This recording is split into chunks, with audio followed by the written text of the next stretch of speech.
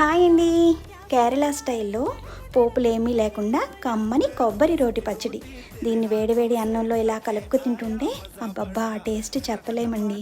రెగ్యులర్గా కొబ్బరి పచ్చడి, కొబ్బరి మామిడి పచ్చడి కాకుండా ఇలా ఉల్లి వెల్లుల్లితో ట్రై చేయండి, చాలా బాగుంటుంది. ఒక బాండీ తీసుకుని కొద్దిగా 5 ఎండుమిర్చి తీసుకుని దాన్ని బాగా వేగనిచ్చి దాన్ని రోట్లో వేసి పొట్టు తీసిన వెల్లుల్లి, 2 పచ్చిమిర్చి, ఒక ఉల్లిపాయ ముక్కలు, కొద్దిగా కరివేపాకు వేసి దీన్ని బాగా మెదిపిన తర్వాత కొంచెం సాల్ట్ని, తురిమిన కొబ్బరిని కూడా యాడ్ చేసుకుని దీన్ని మరొకసారి బాగా మెదపాలి. ఇదంతా ఒక ప్లేట్లోకి తీసుకుని మిగిలిన కొబ్బరిని కూడా వేసి బాగా కలిపేయాలండి. దీనికి నేను పులుపు కోసం నిమ్మరసాన్ని పిండుతున్నాను.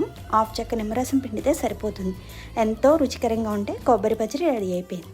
వేడివేడి అన్నంలో దీన్ని తింటే చాలా కమ్మగా ఉంటుంది. మీరు కూడా ట్రై చేయండి. నా వీడియోని లైక్ చేయడం మర్చిపోవద్దు. ఛానల్ని కూడా తప్పకుండా సబ్స్క్రైబ్ చేసుకోండి. బాయ్.